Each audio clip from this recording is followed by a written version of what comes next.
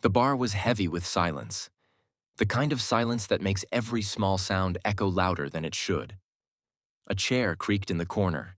A glass clinked faintly as the bartender set it down too quickly, and outside the wind brushed against the old wooden door. But inside, no one dared to speak. The bikers who had entered with swagger and booming voices now stood strangely still, eyes pinned to the Marine's arm as though it held the answer to a question they had never thought they would ask. The tattoo was not just ink. It was a story written on skin, a story that carried weight, honor, and pain. The leader of the bikers, a man who looked as if he had spent half his life on the road and the other half in fights, stared at it with a strange expression. His tough mask slipped for a second, replaced by something softer, almost like respect, maybe even fear.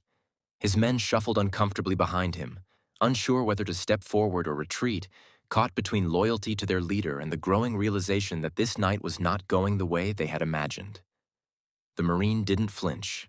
His back was straight, his gaze steady, his hand resting calmly on the table as though nothing unusual was happening at all. He had lived through battles where every second determined life or death. Compared to that, a bar filled with bikers was nothing but another night. Still, the energy in the room shifted. It was no longer a group of men trying to intimidate one stranger. It was something deeper, something unspoken that pulled everyone's attention to that single mark on his skin. A woman sitting near the jukebox leaned forward, her drink forgotten. She couldn't take her eyes off the unfolding tension. The older men at the bar stiffened, recognizing the symbol even if they didn't speak it out loud. It wasn't a design chosen for decoration. It was a badge earned, one that separated those who had served from those who had only heard stories. And that realization was spreading through the room like fire catching dry grass. The biker leader finally broke the silence. His voice was lower than before, stripped of its earlier bravado. "Where did you get that?"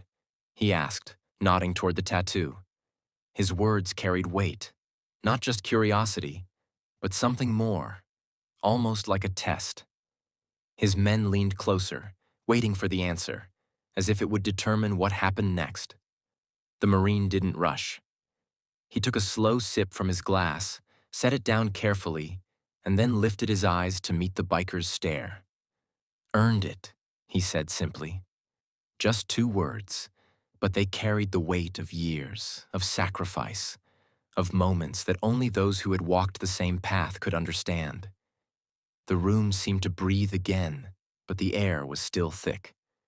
The leader narrowed his eyes, studying the Marine's face for any sign of bluff, any crack in his calm exterior.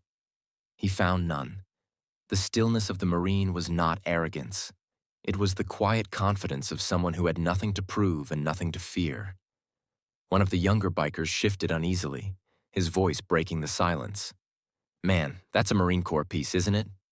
His tone carried both awe and nervousness.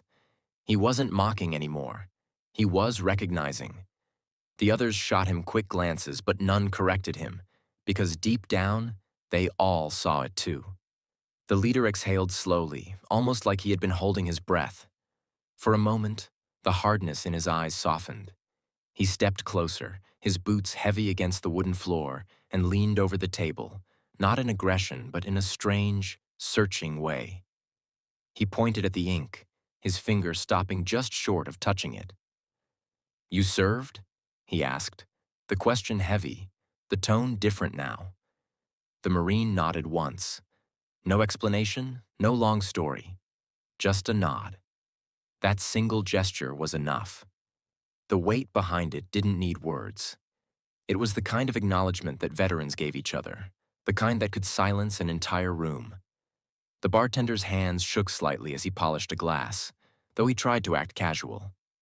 He had seen bar fights before, but this wasn't one. This was something else, something that had shifted the ground under everyone's feet. The woman near the jukebox whispered under her breath, "Oh my God," though no one seemed to hear. The bikers exchanged uncertain glances, their earlier bravado evaporating. The leader looked as if he wanted to say more, but struggled to find the words. For the first time that night, the power dynamic had flipped. Though no one had raised a fist or thrown a punch, respect, raw and undeniable, had entered the room, and it demanded attention. The Marine leaned back slightly, calm as ever, his eyes never leaving the man in front of him. He didn't need to push, didn't need to boast. His presence was enough. The leader finally straightened, his jaw tightening, his mind racing. He remembered stories, men he had known years ago, some who came back, some who never did. The Marine stayed calm, his steady eyes scanning the room, always aware of his surroundings, but never tense. He had learned long ago how to measure people, not by the noise they made, but by what was left in their silence. Tonight, silence had revealed more than shouting ever could. The bartender leaned on the counter now, no longer polishing glasses, simply watching. He had seen hundreds of men swagger in and out of his bar, but never had he seen a group of bikers pause this long in front of a single stranger.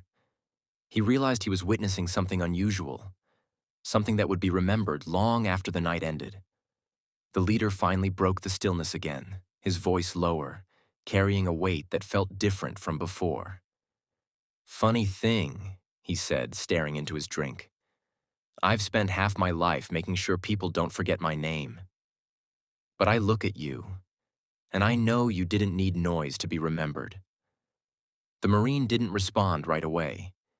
He lifted his glass, taking a slow sip, letting the words settle in the air. Then he placed it down gently and said, "Some things speak for themselves." His voice was quiet, but it carried across the room like a steady drumbeat. The younger bikers shifted, their faces thoughtful. A few of them glanced at each other, realizing that the man across the table wasn't just another stranger.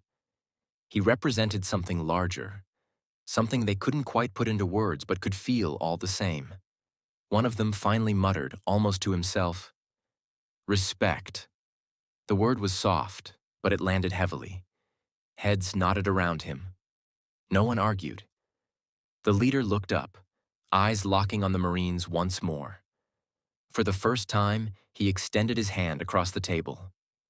The room seemed to hold its breath as the Marine glanced at it, then reached forward and gripped it firmly. Their hands locked, strong and steady.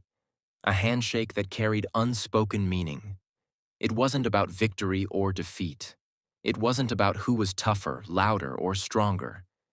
It was recognition, pure and simple. A mark of equals, even if their lives had followed very different roads. The sound of chairs creaking, glasses clinking, and low conversations returned around them. But in that moment, none of it mattered. The Marine and the biker leader held each other's gaze for a long second before releasing the handshake. No more words were needed. The leader leaned back, exhaling as though he had been carrying a weight for years. He gave a small nod, almost like a salute, though not formal, not forced, just honest. His men followed his lead, relaxing their tense shoulders, their earlier edge gone completely. The jukebox clicked, a new song starting up, the soft hum filling the space. The bar felt different now, lighter somehow, though no one could explain why. The Marine finished his drink slowly, his movements calm and unhurried. When he set the glass down, the bartender gave a small nod of his own, a quiet acknowledgement that he too understood what had happened tonight. The bikers no longer looked like a threat.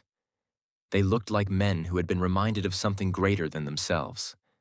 Some of them whispered quietly to each other, their voices carrying fragments of respect they would never admit out loud in any other place. The leader remained quiet, his eyes distant, his thoughts elsewhere.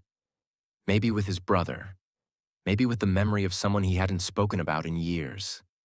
Whatever it was, it softened the hard lines of his face for the first time that night. The Marine didn't ask questions, didn't press, didn't explain himself further. He didn't need to. His presence had already spoken louder than words. He had walked into the bar a stranger, but he had left an impression that no one in that room would ever forget. When he finally stood, the room instinctively grew quieter again. He adjusted his jacket, glanced briefly toward the door, and started walking. His steps were measured, steady, the sound of his boots against the wooden floor echoing in every ear. The bikers parted to give him space, not because they were afraid, but because they respected the man who had earned it without ever lifting a fist. As he passed, a few of them gave small nods. Nothing dramatic, nothing flashy, just quiet respect. The leader watched him go, his expression unreadable, though his eyes told the truth. He knew he had just met someone whose strength came from something far deeper than muscle or noise.